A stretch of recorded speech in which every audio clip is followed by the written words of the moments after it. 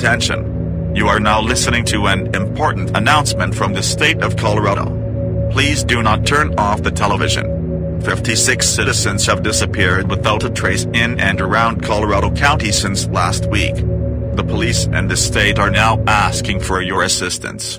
You will now hear the names of the missing citizens. If you have any information about the missing persons, immediately notify the nearest police station or call 911. Alex Reed, Gary Hoffman,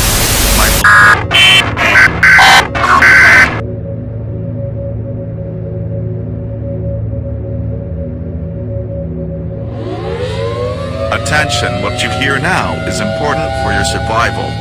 The alert level has now been raised to national danger. Barricade yourself. Close all windows and their curtains. Close all doors. If you have a cellar, seek shelter in it. If you have a survival kit prepared, take it with you. Cover all mirrors or reflective surfaces. Do not respond to calls for help, whether they sound human or come from one of your family members. Arm yourself, even if it is not effective. If this emergency broadcast is interrupted, do not look at the television. If you do, resist the voice in your head and do not follow the instructions that are on the television at that moment.